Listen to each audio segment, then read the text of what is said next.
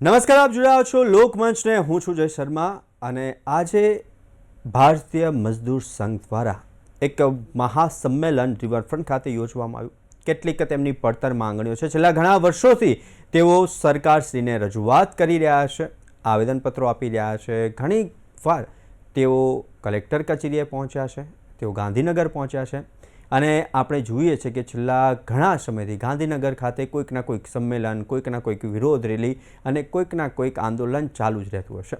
ત્યારે આજે પણ ભારતીય મજદૂર સંઘ દ્વારા તેમની કેટલીક પડતર માંગણીઓ જે છેલ્લા ઘણા વર્ષોથી સંતોષાઈ નથી તેને લઈને ઉગ્ર બનેલું આ આંદોલન અને તેની અંદર તેમણે મોટી રેલી યોજી. હવે તેની અંદર ત્યારે ધીરે ધીરે ધીરે લોકો વધતા ગયા અને એને આ સંઘની અંદર 161 કહેવાય 161 યુનિટ્સ તેમાં જોઈન્ટ થાય. આંગણવાડીની બહેનો જોઈન્ટ થઈ, અલગ અલગ જે સરકારી કર્મચારીઓ છે તેમની સાથેના જે કોન્ટ્રાક્ટ પ્રથા ચાલી રહી છે તે કોન્ટ્રાક્ટ પ્રથાને લઈને પણ તેઓએ કહ્યું છે કે આ કોન્ટ્રાક્ટ પ્રથા રદ થવી જોઈએ અને તેની શરૂઆત છે તે સરકારી ઓફિસોમાંથી થવી જોઈએ. આવા ઘણા પ્રશ્નો છે અને જ્યારે આંગણવાડી બહેનોના પણ કેટલાક પ્રશ્નો છે કે જ્યારે કોવિડ હોય કે કોઈ પણ પ્રકારના કોલેરા હોય કે કોઈ પણ પ્રકારનો રોગ ફાટી નીકળતો હોય છે ત્યારે ફ્રન્ટ લાઇનમાં તેઓ ઊભા હોય છે અને તેઓ કામગીરી કરતા હોય છે. તો તેમને હજુ સુધી કેમ તમામ લોકોને નોકરિયાત કરવામાં આવે છે તો આ લોકોને નોકરિયાત કરવામાં કેમ નથી આવતા? કેમ કોન્ટ્રાક્ટ બેઝ કરવામાં આવે છે? તેમને નોકરી આપવામાં આવે? તેવા ઘણા પ્રશ્નો છે. 161 સંઘ જોડાયા છે અને હવે તેમની પડતર માંગણીઓ ક્યારે સંતોષાશે? કારણ કે હવે આ ધીરે ધીરે જે એક રેલી હતી, જે એક યુનિટ હતું, તે વધતા વધતા 161 જે યુનિટ છે તે જોઈન્ટ થયા છે. ક્યારે સંતોષાશે ભારતીય મજદૂર સંઘની પડતર માંગણીઓ તે વિશે ચર્ચા કરીશું આજે લોકમંચમાં. ને આપણી સાથે ગેસ્ટ પેનલમાં જોડાઈ ગયા છે સ્નેહલ જોશી, નેતા ભાજપ, જિગ્નેશ મજમુદાર કે જેઓ અધ્યક્ષ છે બીએમએસના ગુજરાત પ્રદેશના, અને મુકેશ વિશ્વકર્મા, નેતા કોંગ્રેસ. સ્નેહલભાઈ, જિગ્નેશભાઈ, મુકેશભાઈ, આપનું સ્વાગત છે લોકમંચમાં. નમસ્કાર.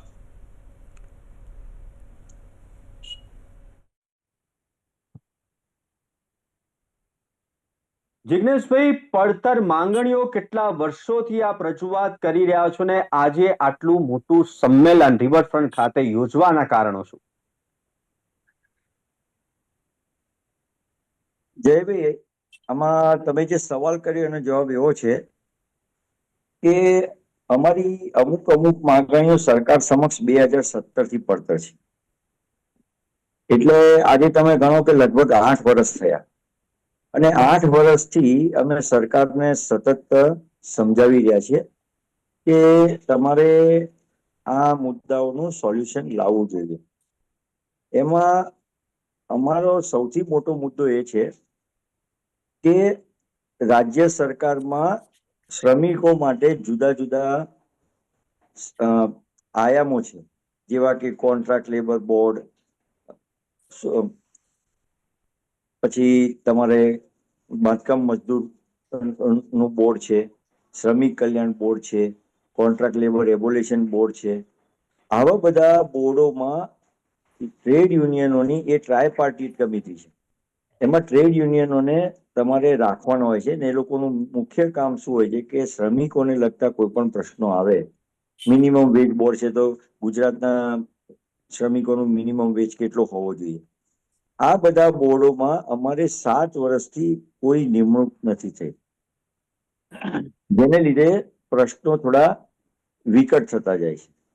એના સિવાય બીજા ઘણા બધા પ્રશ્નો છે કે જેની અવારનવાર સરકાર સાથે ચર્ચા થાય છે, પણ એમાં નિરાકરણ ન આવતા અમારે આજે આ રેલી કરવી પડી છે.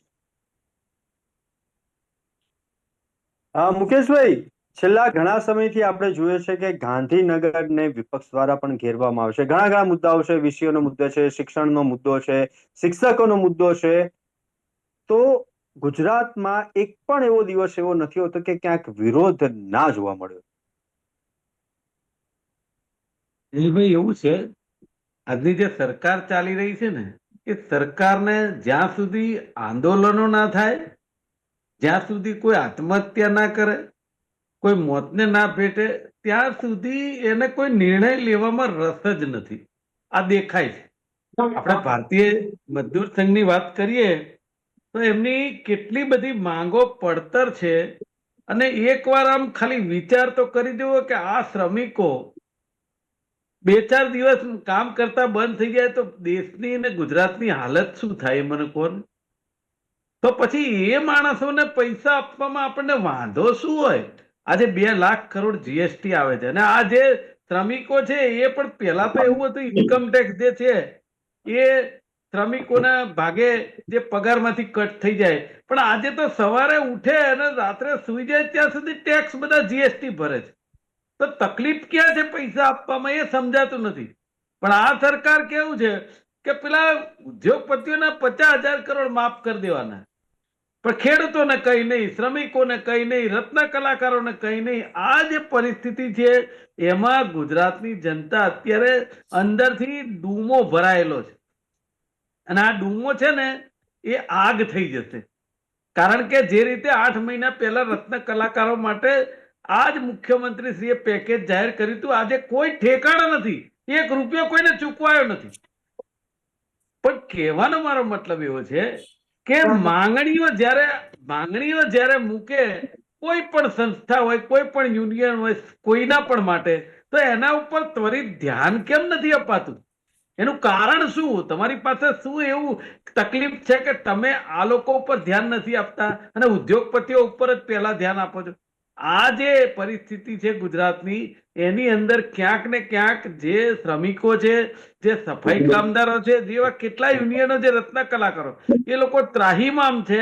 અને તમે જો સમયાંતરે આપણે જોઈએ છે કે લોકો આત્મહત્યા કરતા હોય, એનું કારણ એ જ છે કે આપણે ત્યાં 4 ક્લાસ છે: ફર્સ્ટ ક્લાસ, મિડલ ક્લાસ, સામાન્ય ક્લાસ ને લોઅર ક્લાસ ને મિડલ ક્લાસ ની વચ્ચેનો ક્લાસ.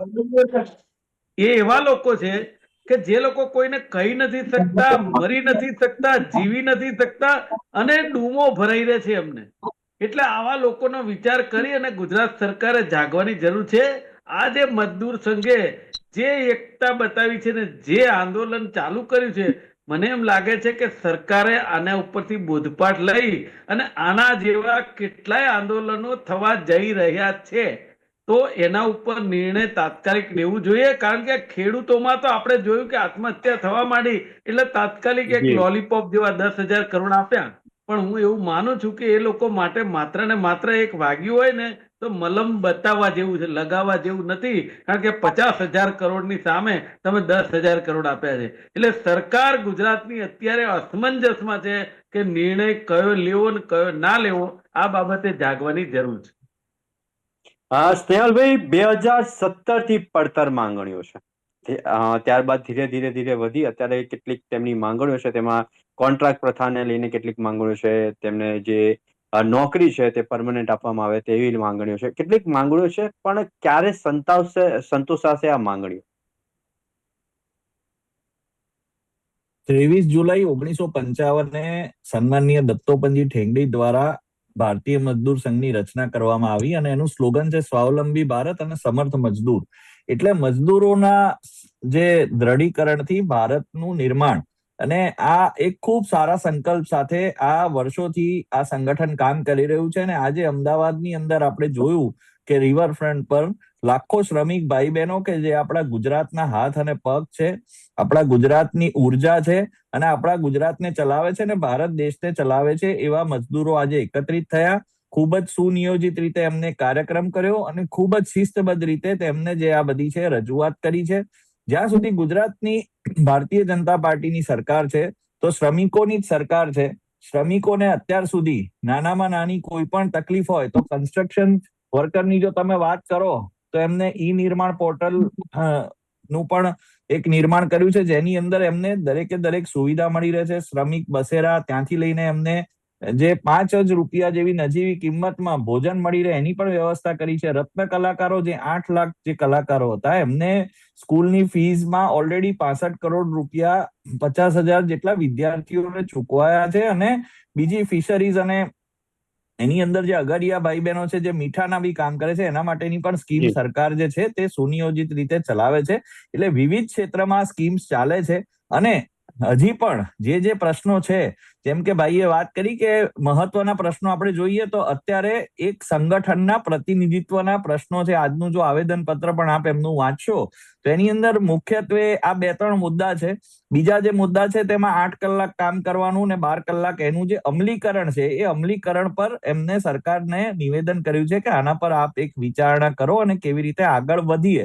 તો સરકારે પણ ભૂપેન્દ્રભાઈની ભારતીય જનતા પાર્ટીની સરકારે પણ આને ખૂબ જ હકારાત્મક રીતે લીધું છે.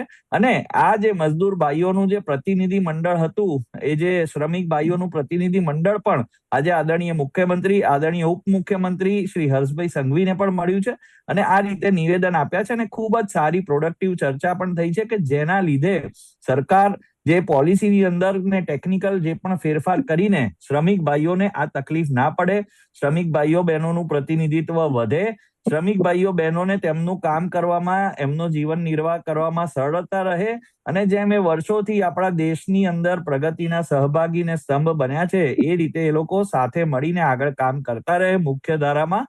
એના માટેના બધા પ્રયાસ જે છે તે ગુજરાતની ભૂપેન્દ્રભાઈની સરકાર કરવા માટે તત્પર છે. જી જિગ્નેશભાઈ, હા, આટલા સમયથી રજૂઆતો અને આજે ઉમળકાભેર 161 યુનિટ આપની સાથે જોડાયા.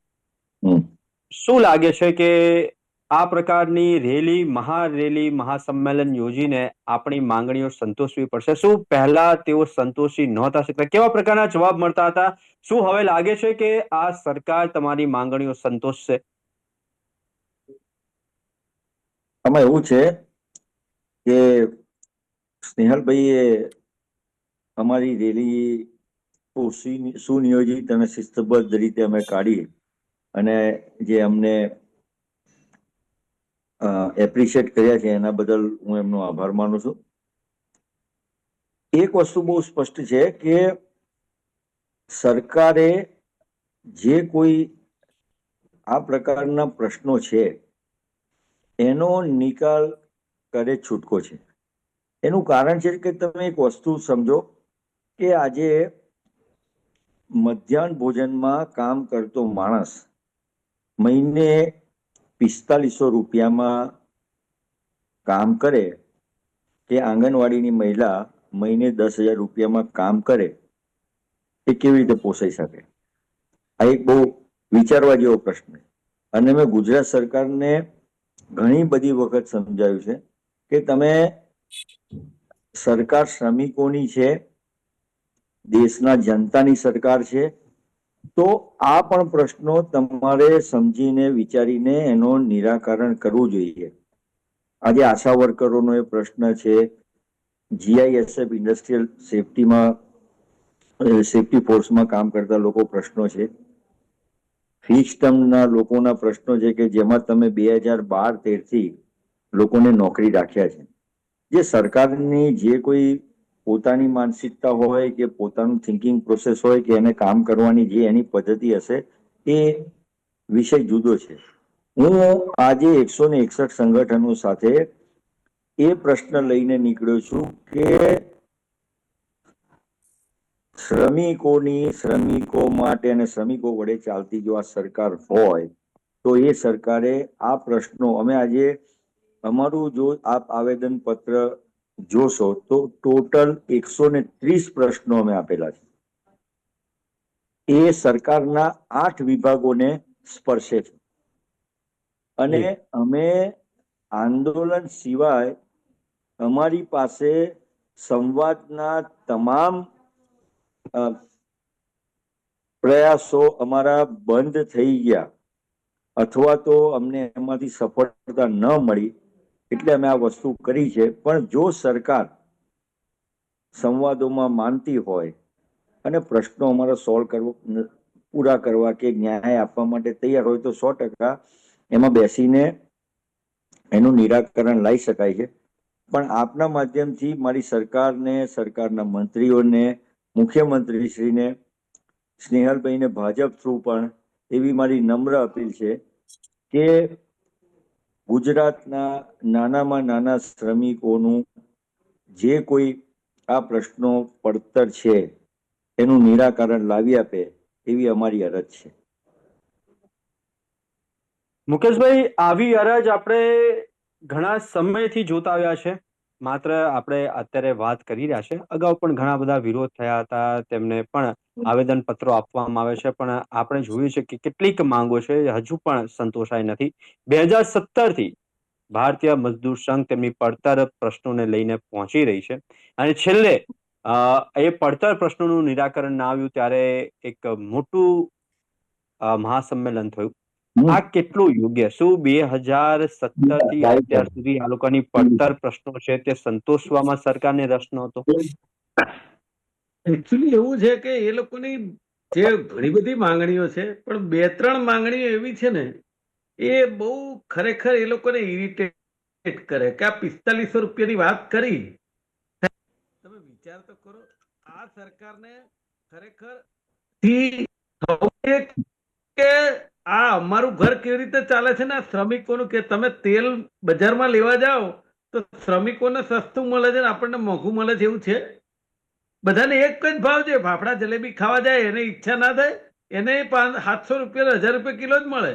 તો જે વસ્તુઓ બજારમાં મળે છે એ શ્રમિકોને એ જ ભાવે મળે છે.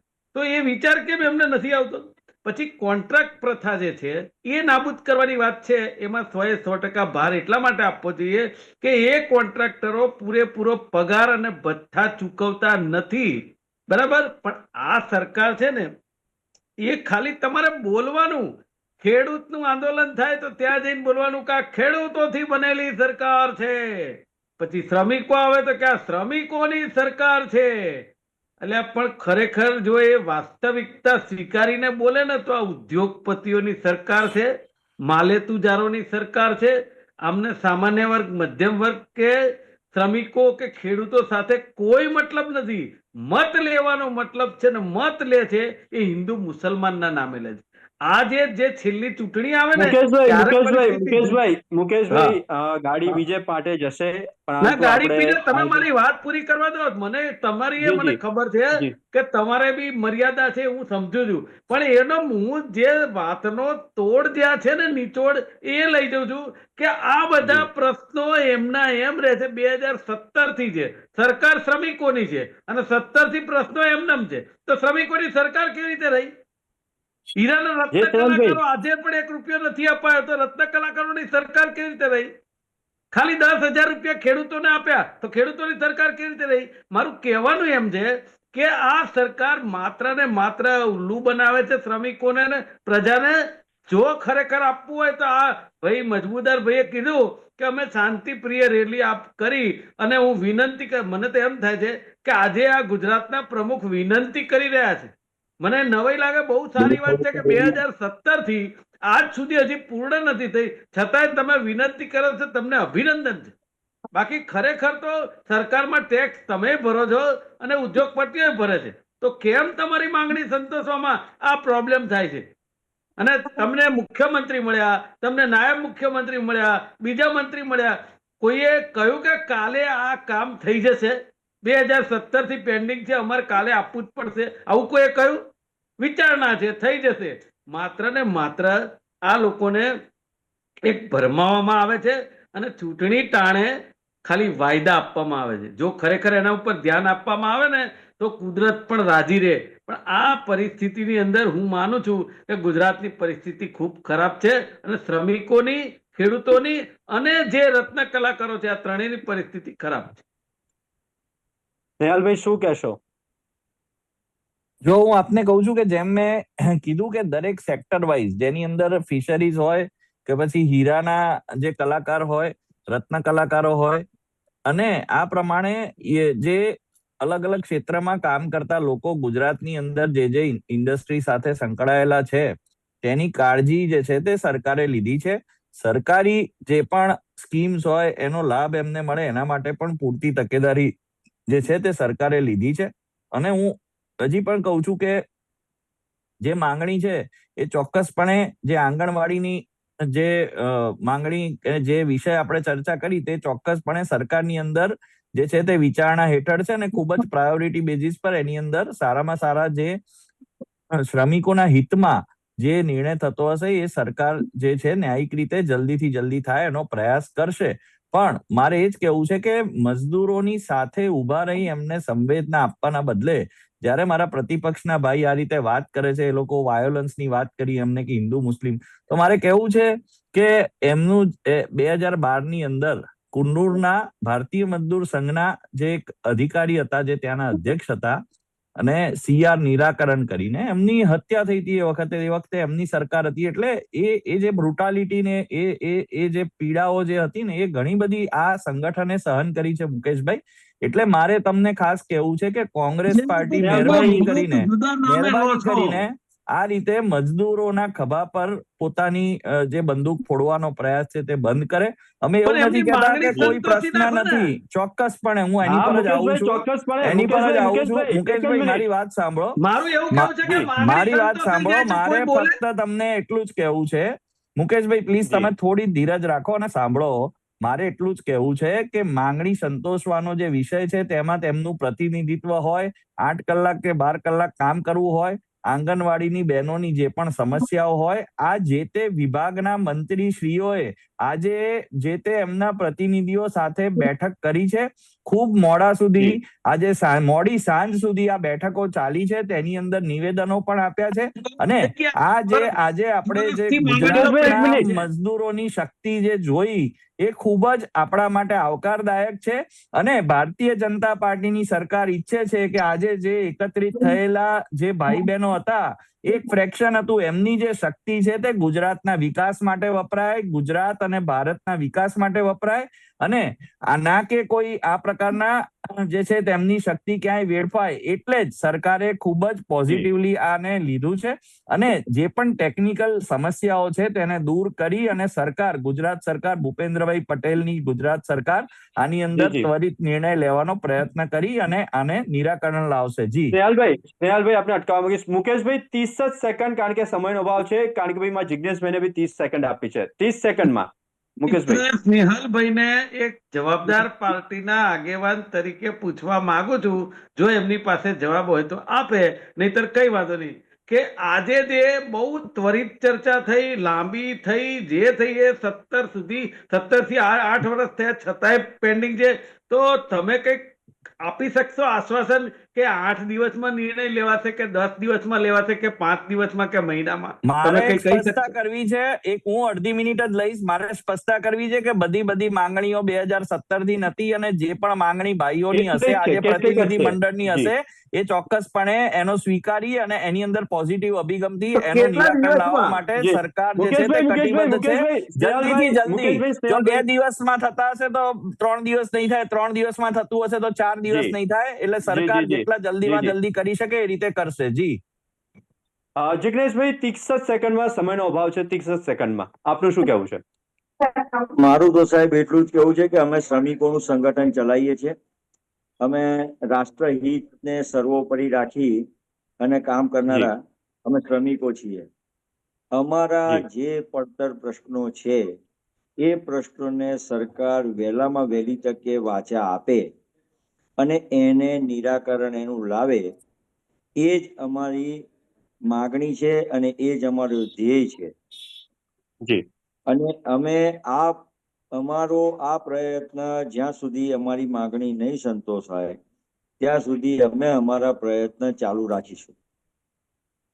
જે જિગ્નેશભાઈ અને સાથે જ મુકેશભાઈ અને સ્નેહલભાઈ, આપ અમારી સાથે જોડાયા. આપણે પણ આશા રાખીએ કે તમામે તમામ જે માંગણીઓ છે તે ત્વરિતમાં ત્વરિત, જેટલો સમય, જે રીતના સ્નેહલભાઈ પણ કીધું કે 2 દિવસ થતા હશે તો 3 દિવસ નહીં થાય, અને અઠવાડિયું થશે તો 8 દિવસ નહીં થાય, ત્યાં તેમની માંગણી સંતોષાય. અને આપણે પણ ઈચ્છા રાખીએ, અને આપણે પણ ઈચ્છીએ કે આપણા જે વ્યક્તિઓ છે, જે આપણા જ છે, ગુજરાતના જ છે, અને તેમને આ પ્રકારનું સંમેલન કરવું પડ્યું તે ન કરવું પડે અને તેમની માંગણીઓ ત્વરિત સંતોષાઈ જાય. જિગ્નેશભાઈ, સ્નેહલભાઈ અને મુકેશભાઈ મારી સાથે જોડાયા તે બદલ ખૂબ ખૂબ આભાર. આ હતી લોકમંચમાં આજની ચર્ચા. ક્યારે સંતોષાશે માંગણી? આપણે પણ ઈચ્છા રાખીએ ત્વરિત ધોરણે આ જે પ્રશ્નો છે, પડતર પ્રશ્નો છે, તેમને વાચા આપવામાં આવે અને તેમની માંગણી સંતોષવામાં આવે. તો આવી જ રીતના આવતીકાલે નવા વિષય સાથે ફરી મળીશું અને કરીશું ચર્ચા લોકમંચમાં. હાલ મને આપશો રજા. નમસ્કાર.